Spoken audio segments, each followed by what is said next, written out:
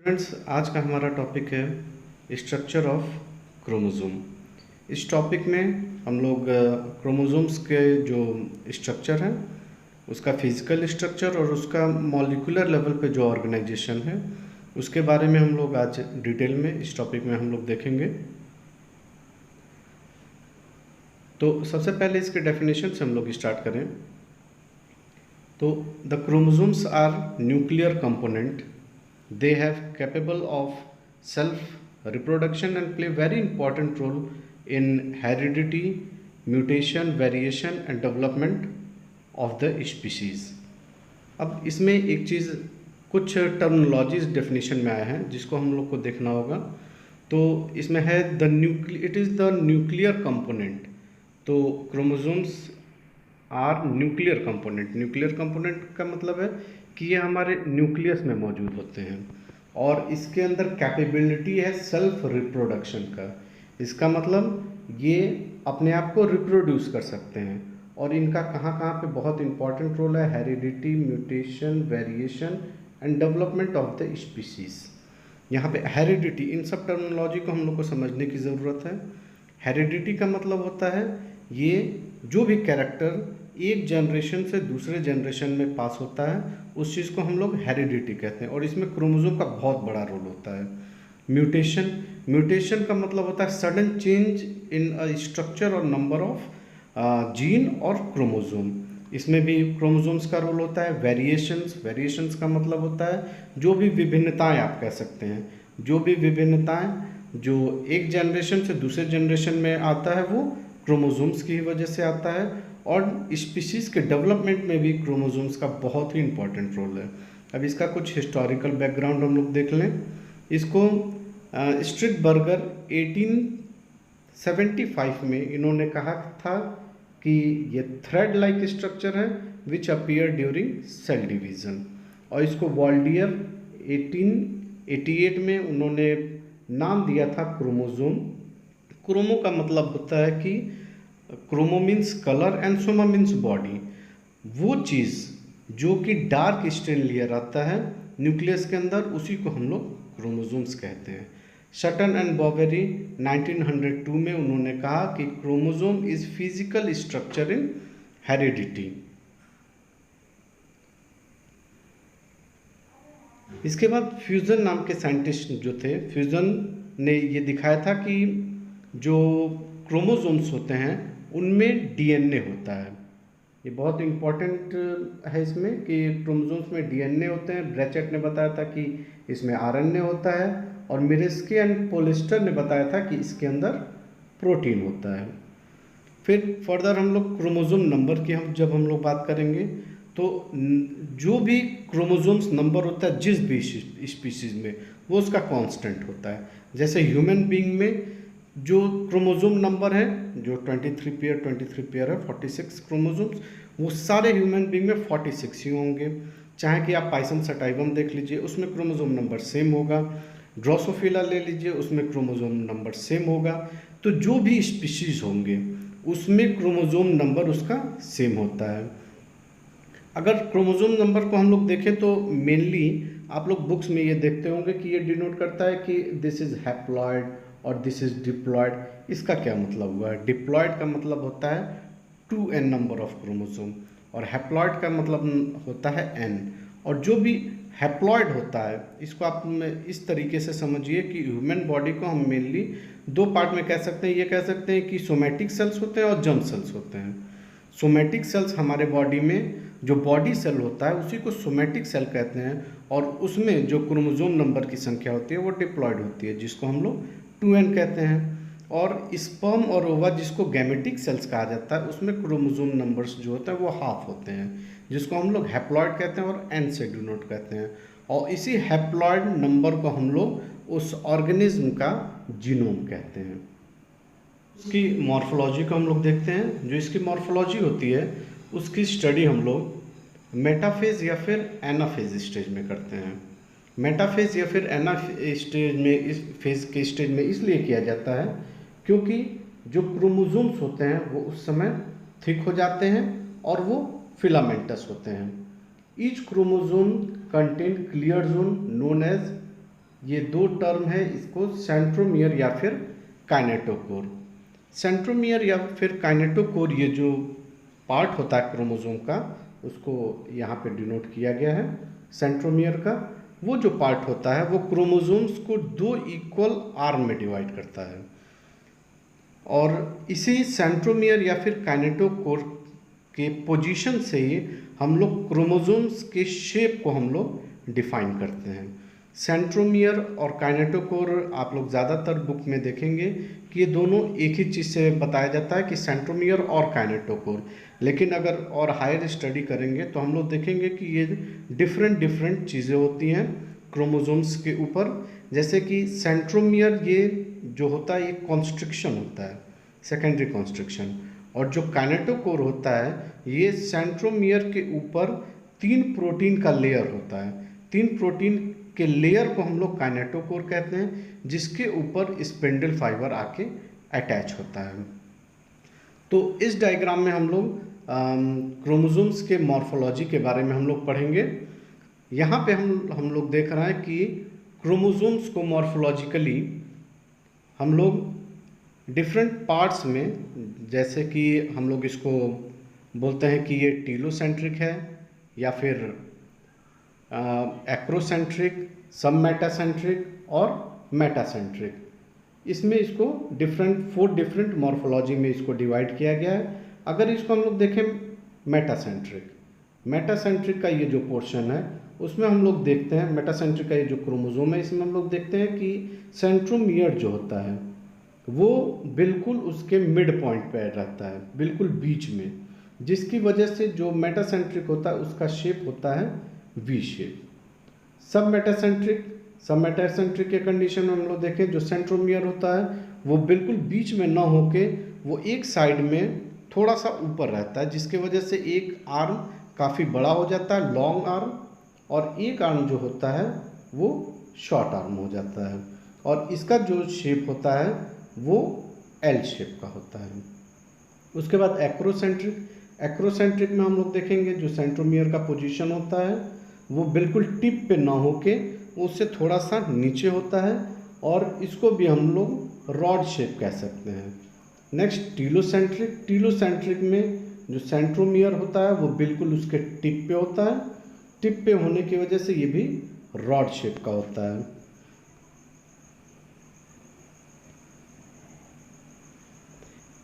उन सारी चीज़ों को इसमें रिटर्न मटेरियल है ये, इस रिटर्न मटेरियल को आप लोग नोट कर लीजिए, बहुत इंपॉर्टेंट पॉइंट है। और इसमें एक मोस्ट इंपॉर्टेंट पॉइंट है कि मेटासेंट्रिक जो होता है, मेटासेंट्रिक जो एम्फीबियंस होते हैं उनमें मेटासेंट्रिक क्रोमोसोम्स पाए जाते हैं। स्ट्रक्चर ऑफ क्रोमोसोम, इसमें हम लोग क्रोमोसोम्स के डिफरेंट फॉलोइंग पार्ट्स हैं, जैसे कि क्रोमेटिड्स, क्रोमोनीमा या फिर इसको क्रोमोनीमेटा भी कहा जाता है।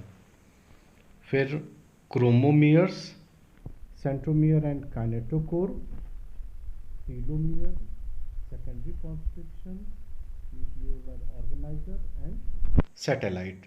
तो इसमें एक एक करके इन सब चीज़ों को हम लोग देखेंगे। ये स्ट्रक्चर ऑफ क्रोमोसोम है। यहाँ पे क्रोमोसोम का स्ट्रक्चर दिखाया गया है। इसमें सबसे ऊपर का जो पार्ट है इसको टीलोमियर कहा जाता है। टीलोमियर के बाद ये सैटेलाइट का पोर्शन है। फिर उसके बाद से एक कॉन्स्ट्रिक्शन पाया जाता है जिसको हम लोग सेकेंडरी कॉन्स्ट्रिक्शन कहते हैं।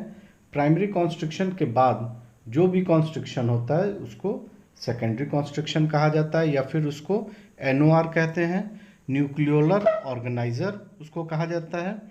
और प्राइमरी कॉन्स्ट्रिक्शन के ऊपर ये सेंट्रोमियर का पोर्शन होता है, जिसके ऊपर मैं आप लोग को बताया था कि एक काइनेटोकोर होता है। काइनेटोकोर जो होता है वो 3 प्रोटीन का लेयर होता है जिससे स्पिंडल फाइबर अटैच होते हैं। उसके बाद क्रोमोसोम्स में 2 पोर्शन होता है, एक हेट्रोक्रोमेटिन होता है और एक यूक्रोमेटिन होता है। हेट्रोक्रोमेटिन और यूक्रोमेटिन के बारे में जो अभी आगे हम लोग देखेंगे कि उसको थोड़ा सा डिटेल में हम लोग को देखना होगा कि हेट्रोक्रोमेटिन क्या होता है और यूक्रोमेटिन क्या होता है।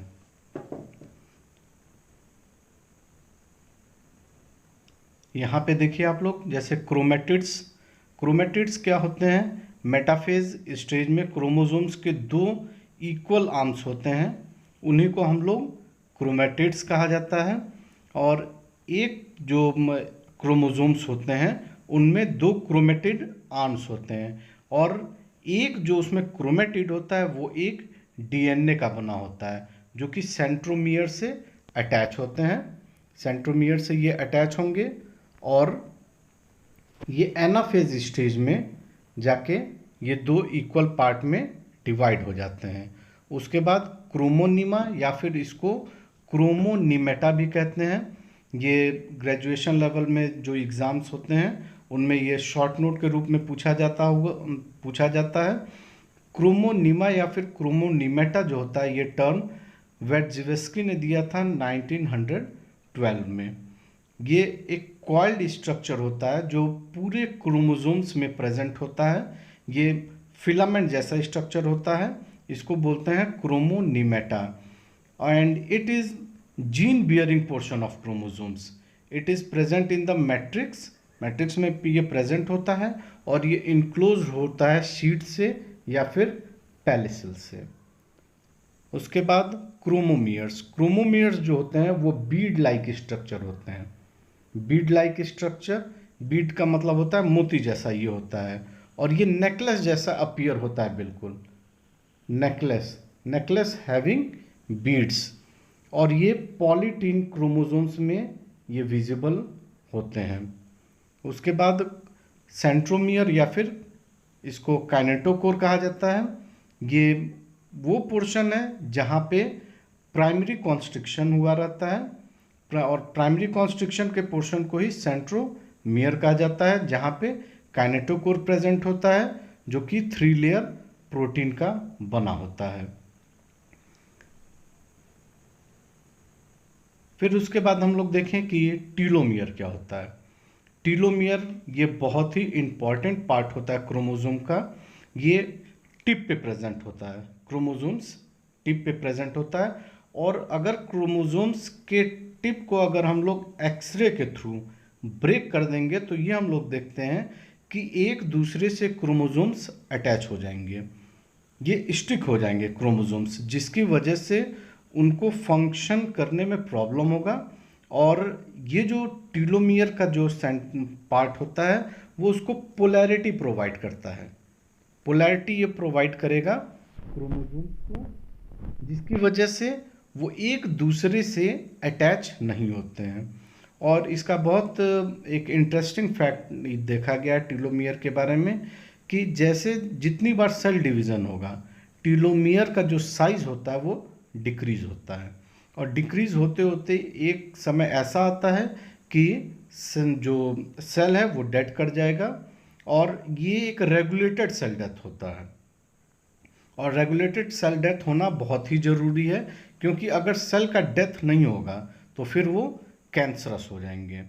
उसके बाद secondary constriction, secondary constriction primary constriction के अलावा एक कॉन्स्ट्रिक्शन होता है जिसको हम लोग सेकेंडरी कॉन्स्ट्रिक्शन कहते हैं। न्यूक्लियोलर ऑर्गेनाइजर, ये बहुत इंपॉर्टेंट पार्ट है क्रोमोसोम्स का।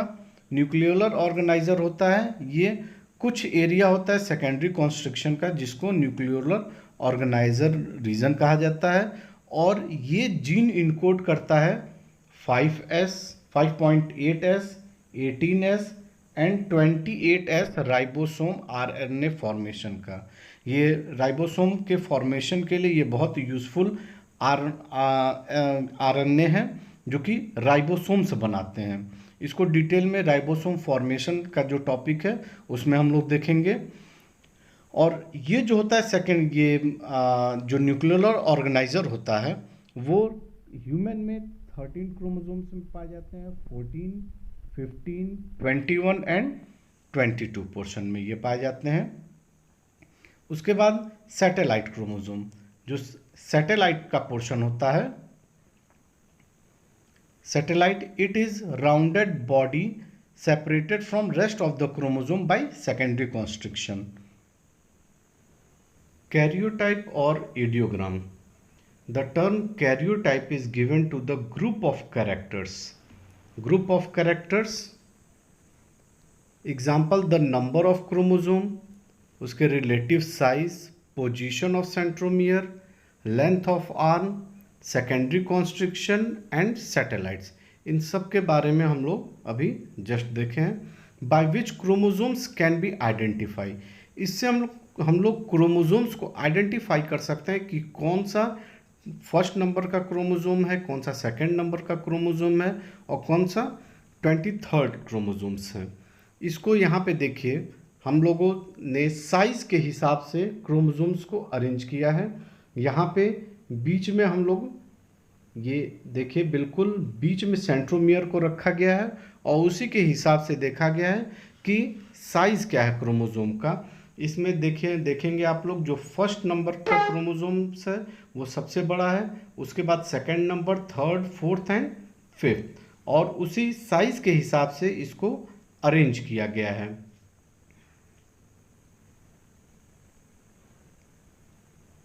When these characters are identified by a diagram, अगर डायग्राम से अगर इन सब कैरेक्टर्स को हम आइडेंटिफाई करते हैं तो इसको नाम देते हैं हम लोग ईडियोग्राम। ईडियोग्राम इसको बोला जाता है। यूज ऑफ कैरियोटाइप्स, कैरियोटाइप्स का यूज कहाँ पे है?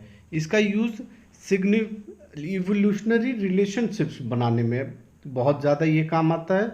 जैसे कि इवोल्यूशन में हम लोग देखते हैं कि क्रोमोसोम्स का जो नंबर है, जो उसका साइज है, या फिर क्रोमोसोम्स के जो कैरेक्टर हैं, वो किस हद तक किस एनिमल से हम लोग का रिजेंबल करता है, तो कैरियोटाइपिंग के थ्रू इस चीज़ को देखा जाता है। और एक बहुत इम्पॉर्टेंट चीज़ ये है कि कैरियोटाइप्स के थ्रू जो जेनेटिकल डिजीज़ हैं, जो जेनेटिकल डिजीज़ वो डिजीज़ होते हैं जो एक जनरेशन से दूसरे जनरेशन में चले जाते हैं, ट्रांसफ़र होते हैं। जेनेटिकल डिजीज़ को भी इससे ट्रीट किया जा सकता है, इसका ट्रीटमेंट किया जा सकता है और जेनेटिकल डिजीज़ को भी क्योर किया जा सकता है।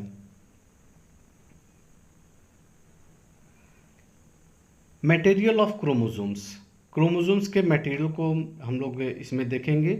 इस टॉपिक में हम लोग देख रहे हैं, जैसे कि हम लोग अभी जस्ट इसके बाद देखें क्रोमेटिन।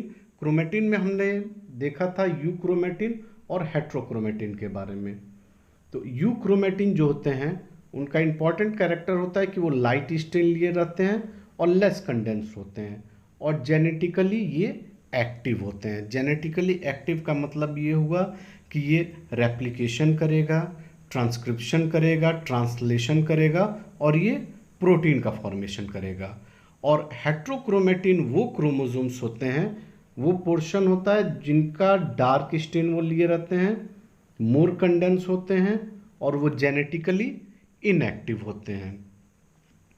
उसके बाद से हम लोग हेट्रोक्रोमेटिन को फर्दर दो पार्ट में हम लोग डिवाइड कर सकते हैं। एक कॉन्स्टिट्यूटिव हेट्रोक्रोमेटिन होता है और एक फैकल्टेटिव हेट्रोक्रोमेटिन होता है। जो कॉन्स्टिट्यूटिव हेट्रोक्रोमेटिन होता है वो permanently DNA is an inactive, वो कभी भी एक्टिव नहीं होंगे, जैसे कि telomere, centromere, B chromosome and satellite chromosomes. ये परमानेंटली ये इनएक्टिव फॉर्म में रहते हैं हमारे बॉडी में। लेकिन कुछ ऐसे क्रोमोसोम्स होते हैं जो कुछ समय के लिए हमारे बॉडी में एक्टिव हो जाते हैं, वो परमानेंटली इनएक्टिव नहीं होते हैं। उन्हीं को हम लोग फैकल्टेटिव हेट्रोक्रोमेटिन कहा जाता है। उसका बेस्ट एग्जाम्पल है वो फीमेल एक्स क्रोमोसोम। फीमेल के एक्स क्रोमोसोम्स में आप लोग ये जानते हैं कि फीमेल में XX होता है और मेल में XY क्रोमोसोम होता है। तो जैसे कि हम लोग देख रहे हैं कि मेल में एक ही X है और फीमेल में 2 X हैं, तो फीमेल क्या करती है, अपने एक X क्रोमोसोम को इनएक्टिव कर देती है। इनएक्टिव करने की वजह से इस प्रोसेस को हम लोग कहते हैं डोज कंपनसेशन। डोज कंपनसेशन का ये मतलब हुआ कि मेल में एक X क्रोमोसोम है और फीमेल में 2 X क्रोमोसोम्स में से एक को इनएक्टिव कर देगा, तो दोनों का जो कंपोजिशन है वो सेम हो जाता है। लेकिन कुछ समय के लिए जो X क्रोमोसोम होता है फीमेल में वो एक्टिव हो जाता है। तो यही जो डोज कंपनसेशन है इसी को कहते हैं हम लोग बार बॉडी। बार बॉडी फॉर्मेशन। बार बॉडी फॉर्मेशन जो है वो लायन नाम के साइंटिस्ट ने देखा था, जिसको हम लोग एक दूसरा नाम भी देते हैं, लायोनाइजेशन। डीएनए जो होता है डीऑक्सीराइबोन्यूक्लियोप्रोटीन, वो बना होता है डीएनए एंड आरएनए, ये निगेटिव चार्ज होते हैं, और हिस्टोन प्रोटीन जो कि पॉजिटिव चार्ज होते हैं। डीएनए या फिर आरएनए ये निगेटिव चार्ज क्यों होते हैं? जो डीएनए और आरएनए होते हैं ये बने होते हैं फॉस्फेट, शुगर और बेस से, और जैसा कि हम लोग जानते हैं फॉस्फेट पे निगेटिव चार्ज होता है, इसकी वजह से डीएनए और आरएनए ये निगेटिव चार्ज होते हैं। और जो हिस्टोन प्रोटीन है वो पॉजिटिव चार्ज होते हैं, पॉजिटिव चार्ज क्योंकि इसमें लाइसिन और आर्जिनिन रिच ये होता है। जो हिस्टोन प्रोटीन होते हैं वो different types of histone protein है, जैसे H1, H2A, H2B, H3, H4 and H5। और इसमें जो H2A, H2B, H3 और H4 हैं ये दो दो होते हैं जो ऑक्टोमर यूनिट बनाते हैं। नाम से ही पता चल रहा है इसमें 8 यूनिट्स होते हैं जो ऑक्टोमर यूनिट बनाते हैं। और इस ऑक्टोमर यूनिट जो ये होता है ये कोर हिस्टोन होता है। कोर हिस्टोन का मतलब बिल्कुल ये बीच में पाया जाता है, और इसकी जो संख्या होती है वो 8 होती है। यहाँ पे आप लोग देखिए ये हिस्टोन प्रोटीन है, इसका जो संख्या है वो है 4, और इसके चारों तरफ डीएनए जो होता है वो 1.74 टर्न लिए रहता है। इस ये बहुत इंपॉर्टेंट है, 1.7 टर्न लिए रहता है, और ये हिस्टोन प्रोटीन को रैप किया रहता है। और यहाँ पे पाया जाता है इसको, ये ऑक्टोमर यूनिट के अलावा होता है यहाँ पे H1 प्रोटीन होता है, और 2 न्यूक्लियोसोम को जोड़ने के लिए होता है लिंकर डीएनए। यहाँ पे एक बहुत ही इजी डायग्राम के थ्रू हमने ये दिखाया है, ये एग्जामिनेशन पॉइंट ऑफ व्यू से है, जिसको एग्जाम में आप बड़े आराम से बना सकते हैं। हिस्टोन प्रोटीन जो होते हैं वो 6 टाइप्स के होते हैं, जैसे कि मैंने आप लोग को बताया है H1, H2A, H2B, H3 and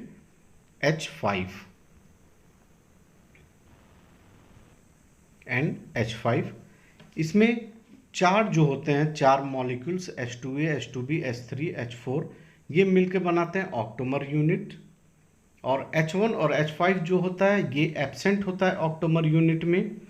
और जो आप लोग ये देखते हैं ऑक्टोमर यूनिट, उसमें 140 बेस पेयर डीएनए होता है। ये बहुत इंपॉर्टेंट पॉइंट है, 140 बेस पेयर डीएनए होता है, और जिसमें कि 280 न्यूक्लियोटाइड होते हैं। और जो लिंकर डीएनए है, लिंकर डीएनए का जो साइज होता है लिंकर डीएनए वो 60 बेस पेयर लॉन्ग होता है। और एक मॉलिक्यूल H1 प्रोटीन का वो अटैच होता है लिंकर डीएनए से।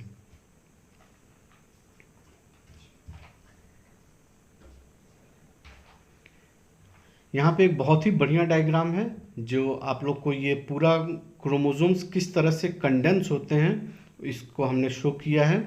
ये डबल स्ट्रैंडेड आप लोग डीएनए यहाँ पे देख रहे हैं, डबल स्ट्रैंडेड डीएनए।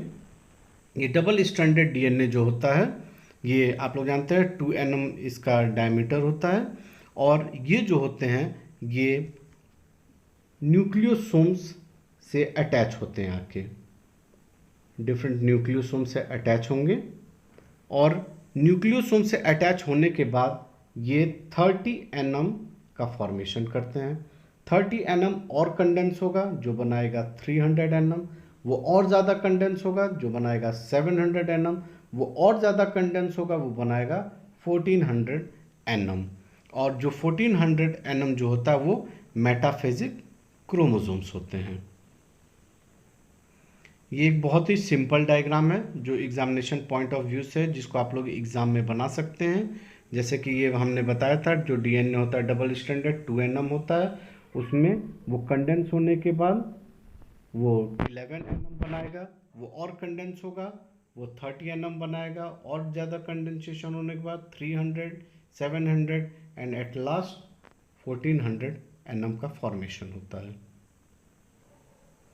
ये और भी सिंपल डायग्राम है, बहुत ही सिंप्लीफाई फॉर्म में ये है। इस डायग्राम को आप लोग ध्यान से देख लीजिए। इसके बाद हम लोग न्यूक्लियोसोम और सोनोलॉइड मॉडल के बारे में हम लोग देखेंगे। न्यूक्लियोसोम जो कि इससे पहले आया था, यहाँ पे इसका डेफिनेशन लिखा हुआ है। In eukaryotes DNA is tightly bound to an equal mass of histone which form DNA protein particle called nucleosome. जो न्यूक्लियोसोम होता है वो इस तरीके का स्ट्रक्चर दिखाता है जैसे कि बीड्स ऑन अ स्ट्रिंग। जैसे कि ये आप लोग ये देखिए, इस तरीके से ये दिखता है जैसे कि ये माला है, एक धागे में पिरोया हुआ माला। और ये हम लोग देखेंगे कि न्यूक्लियोसोम में क्या क्या होता है। न्यूक्लियोसोम में एक ऑक्टोमर यूनिट होता है, एक H1 मॉलिक्यूल होता है, एक ऑक्टोमर डीएनए होता है, one linker DNA which unite to form nucleosome. और एक न्यूक्लियोसोम में 200 बेस पेयर होते हैं और जिसका डायमीटर होता है 100 एंगस्ट्रॉम। सोनोलॉइड मॉडल है। सोनोलॉइड मॉडल, ये सोनोलॉइड मॉडल का फॉर्मेशन उस समय होता है जब H1 प्रोटीन फॉस्फोराइलेटेड होता है। इसका मतलब जब उससे फॉस्फेट ग्रुप अटैच होगा तो इसमें और भी ज़्यादा कॉइलिंग होती है। और इसको मेज ने 1981 में देखा था। मेज ने देखा था इसको 1981 में। और ये सोनोलॉइड मॉडल है। इसमें हम जिसके पहले ही आप लोग को बता चुके थे कि कॉइलिंग के ये डिफरेंट स्टेजेस हैं, जिसको हम लोग इसके पहले देख चुके हैं। तो ये हमारा कंप्लीट क्रोमोसोम का स्ट्रक्चर है, जिसको हम लोगों ने मॉलिक्यूलर लेवल पे भी देखा है। Okay, thanks.